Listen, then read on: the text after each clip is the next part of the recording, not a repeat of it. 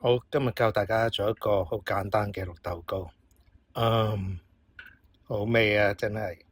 開邊綠豆1包，零糖脫脂牛奶，椰絲適量，牛油60克。開邊綠豆隔夜就浸去啦，浸腍咗之後呢，就喺個蒸盤上面鋪上個蒸布，然後將浸腍咗嘅綠豆呢，就放喺蒸盤上邊啦。熱水滾咗之後呢，就將個蒸盤呢，就放喺個爐入邊啦。然後呢，我哋就冚蓋啦。咁大約蒸30分鐘左右啦。好啦，好快就蒸完啦，可以用手撳一撳去睇下腍唔腍喎。跟住呢，我哋就放入個攪拌器裏頭。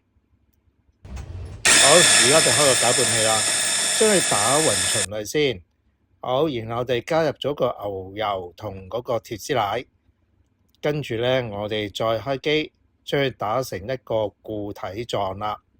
好，打完之後呢，我哋拔出嚟，可以加入嗰個零糖，可以因應自己嘅喜好呢，加入甜度嘅。好，跟住攞50克搓成一個球形，跟住飲咗啲椰絲啦。飲完個椰絲之後呢，我哋就將佢放入嗰個模具裏頭啦。然後呢，輕輕將個底部壓一壓去。好，跟住呢，我哋輕壓嗰個模度。好啦，褪咗出嚟，完成咗啦。跟住可以放喺包裝盒度。你睇得幾靚，係咪同賣嘅一樣啊？好啦，今次個作品又完成咗啦。如果大家鍾意今次嘅介紹，可以俾個 like 我同訂閱我嘅頻道啊。如果大家有咩意見，可以話返俾我聽喎。嚟緊我會教大家製作更加多唔同嘅美食㗎。我哋下次再見啦，拜拜。